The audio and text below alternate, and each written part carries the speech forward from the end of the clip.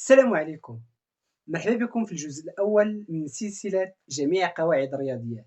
إذا أول جزء غادي نتعرفوا على الأعداد قبل ما ندوزو للمعادلات والمتراجحات إلى آخره. أولا خصنا نعرفوا بعدا أنواع الأعداد. هاد الأعداد باش غنخدم دابا اش يكونوا الأنواع ديالهم.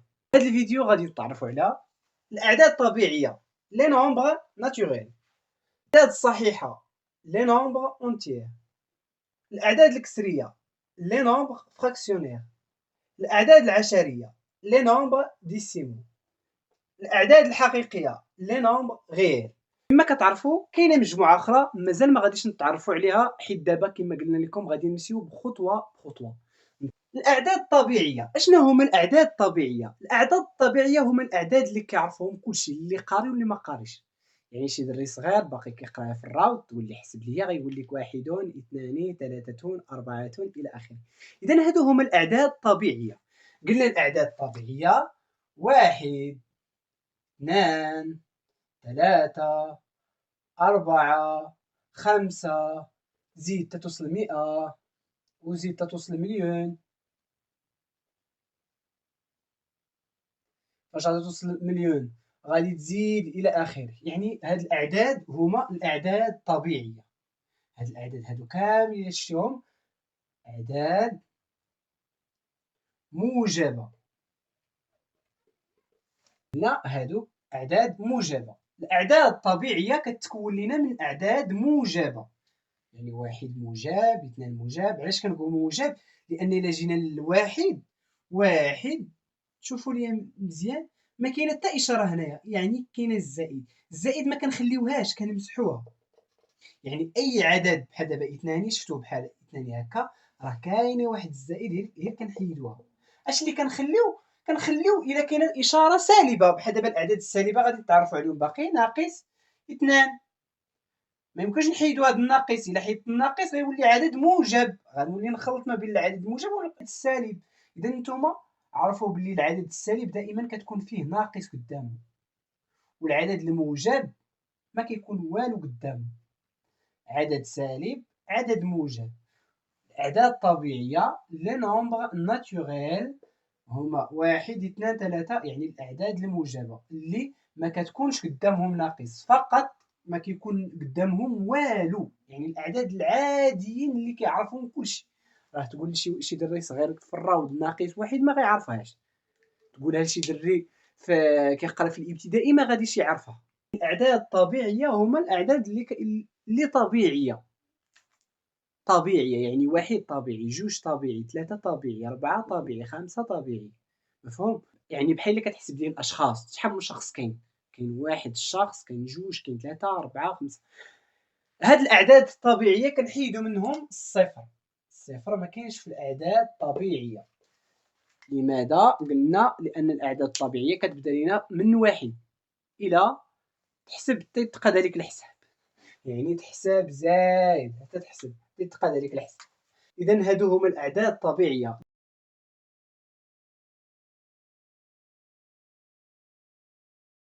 دابا غادي ندوزو للأعداد الصحيحة. مزيان، الأعداد الصحيحة لي نومبر اونتيير. لي نومبر اونتيير ولا الأعداد الصحيحة هما هادو. غادي نديرو من واحد اثنان ثلاثة أربعة، زيد كما قلنا ل100 وزيد تحسب إلى آخره.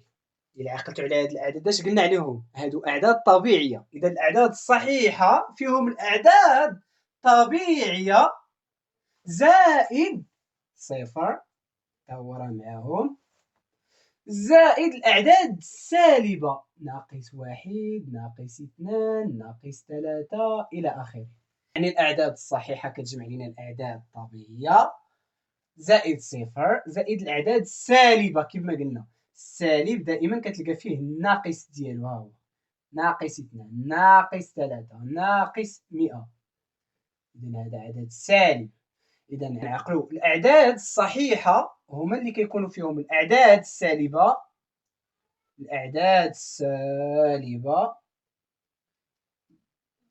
وصفر، والأعداد الموجبة.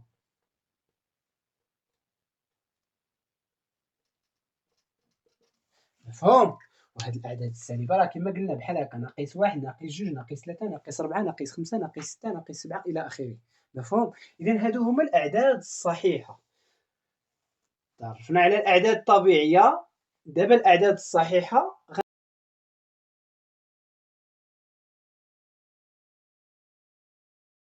غندوزو دابا الأعداد الكسرية. غنعرفو شنو هما الأعداد الكسرية. دابا الأعداد الكسرية لي نومبر فراكسيونير. الأعداد الكسرية هما الأعداد اللي كيكونوا على هذا الشكل. مثال 5 على 3. علاش كنقول هذا عدد كسري؟ انتبهوا دائما كتكون واحد الإشارة، ها هي هاد العلامة اللي كتبين لي بلي عدد كسري كيكون فيه الكسر. هذا كيتسمى بالكسر. عقل عليه الكسر. مثال آخر 7 على 2. هذا أيضا عدد كسري. علاش فيه هذا الكسر؟ بحال 5 درناها على 2. مثال آخر 9 على 2. مثال آخر 8 على 7. إذا هادو كيتسموا بأعداد كسرية حيت فيهم الكسر. مفهوم؟ إذا هادو كيتسموا بالأعداد الكسرية. بالنسبة للأعداد الكسرية راه باقي غادي تكون الهضرة، يعني كاين ملاحظات، كاين دابا اللي غيقول لي ملاحظات، ولكن ما غاديش نعطيكم هاد الملاحظات حتى إن شاء الله نوصلوا للتطبيق. دابا في النظري خليونا في النظري، حيت إلا جبنا عاوتاني التطبيق غادي يكون درس كبير وغيتعاود، حيت أصلا عندنا باقي عمليات وغنستعمل إن شاء الله الأعداد الكسرية، الأعداد الحقيقية والأعداد الطبيعية وكلشي، غنستعمل جميع هاد الأعداد هادو. إذا قلنا الأعداد الكسرية هما هادو اللي كيكون فيهم هاد الكسر هذا. نتوما فهموا دابا معايا غير هادشي اللي كنعطيكم. العدد الكسري هو هذا.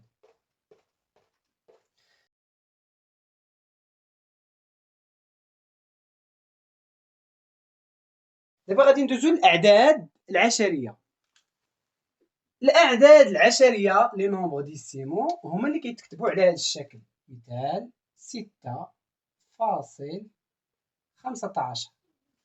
إذا هذا هو العدد العشري. كيتكون لنا من الجزء الصحيح، جزء صحيح،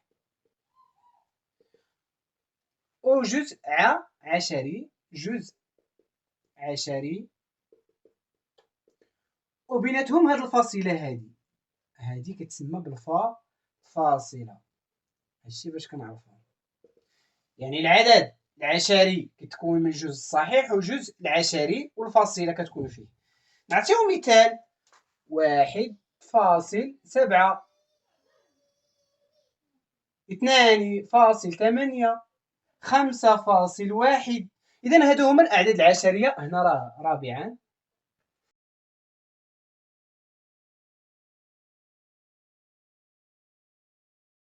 دابا غندوزو خامسا الأعداد الحقيقية. شنو هو عدد حقيقي؟ تبعوا معايا.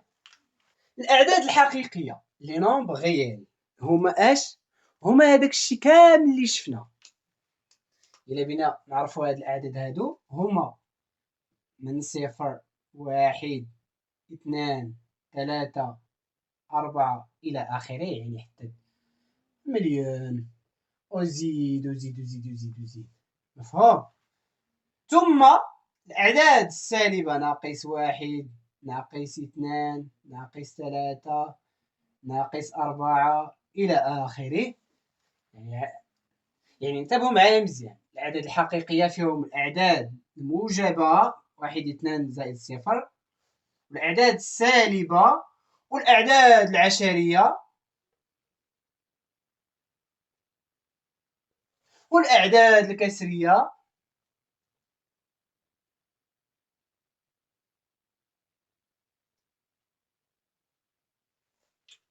اش كيبان لكم دابا؟ ملي الا سمعتي عدد حقيقي ولا نومبر ريال كتعرف بلي راه يمكن يساوي 0، يمكن يساوي 1، يمكن يساوي 2، يمكن يساوي 3، يمكن يساوي مليون، يمكن يساوي مليار إلى آخره. ويمكن يساوي ناقص 1 ناقص 2 ناقص 3 ناقص 4 ناقص 5 إلى آخره. ويمكن يساوي عدد عشري 6.13، يمكن يساوي 7.15، ويمكن يساوي عدد كسري 8 على 5، ويمكن يساوي 3 على 2، ويمكن يساوي 9 على 7. دابا المجموعة ديال الأعداد الحقيقية لي نومبر ريال المجموعه ديالهم في اش فيهم في هاد الاعداد الحقيقيه؟ داخله فيهم مجموعه ديال الاعداد الصحيحه، وداخله فيهم المجموعه ديال الاعداد الكسريه، وداخله فيهم الاعداد العشريه، وداخله فيهم الاعداد الطبيعيه. اذا هذه المجموعه هذه هي اللي كتجمع لنا كلشي، وهذه اللي غنخدموا بها بزاف. وغتجي واحد المجموعه اخرى اللي هي مجموعه السادسه. يعني هذه المجموعه غادي نتعرفوا عليها ان شاء الله فاش غادي تكون الحاجه لهذه المجموعه نتعرفوا عليها. دابا فقط غادي تركزوا لي على هذه المجموعات اللي تعرفنا عليهم. اما هذه المجموعه السادسه غادي نستعملوها، يعني ما تفكروش فيها، فكروا دابا فقط في المجموعات اللي تعرفنا عليهم. الا قلت لك عدد طبيعي خصك تعرفوا من واحد اثنان الى اخره. عدد صحيح فيه من صفر واحد اثنان ثلاثة، ويمكن يكون فيه حتى الأعداد السالبة ناقص واحد ناقص اثنان. سمعتي بالعدد الكسري يعني فيه الكسر، 5 على 2 9 على 7 إلى آخره. الأعداد العشرية فيه الفصيلة. ثم إلا سمعتي عدد حقيقي يعني أي عدد من هذه الأعداد اللي تعرفنا عليه. عدد حقيقي كيجمع لنا كل شيء، كيجمع لنا كامل. يعني هذه المجموعة ديال الأعداد الحقيقية عقلوا كيجمعوا لنا الأعداد طبيعية، وكيجمعوا لنا الأعداد الصحيحة، كيجمع لنا الأعداد ديال المجموعة ديال الأعداد الكسرية، وكيجمع لنا المجموعة ديال الأعداد العشرية. هادو كامل راه كاينين في هاد المجموعة ديال الأعداد الحقيقية، هادي اللي غنخدمو بها بزاف. إلا سمعتي عدد حقيقي كتعرف يا إما كاين هنا يا إما كاين هنا يا إما كاين هنا يا إما كاين هنا. مفهوم؟ يعني هما هادو كما قلنا من صفر زائد مليون إلى آخره، ناقص واحد إلى ناقص مليون إلى ناقص مليار إلى آخره.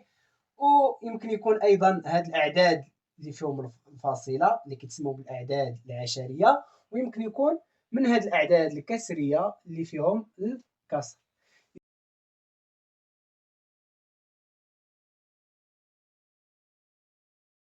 إذا هاد الشيء هو اللي كاين في أنواع الأعداد. دابا تعرفنا على أنواع الأعداد، هاد الشيء غير نظري. غندوزو دابا للتطبيقي اللي غادي يبين لكم بلي الرياضيات ساهله، وغنتعرفوا على اول درس عندنا ان شاء الله غادي يكون هو الاشاره ديال واحد العدد. تعرفنا دابا درنا واحد شويه واحد الفلاش بلي العدد سالب والعدد موجب، ولكن ان شاء الله في هذا الدرس الجاي غادي نتعرفوا اكثر على الاعداد السالبه والاعداد الموجبه والعمليات اللي كتكون بيناتهم. العمليات يعني ديال الطرح، الجمع، القسمه، الضرب، ونشوفوا الاشاره ديال هذيك العمليه كيفاش غادي نديروا ليها. نتلاقاو ان شاء الله في الجزء الثاني من سلسله جميع قواعد الرياضيات. الى اللقاء.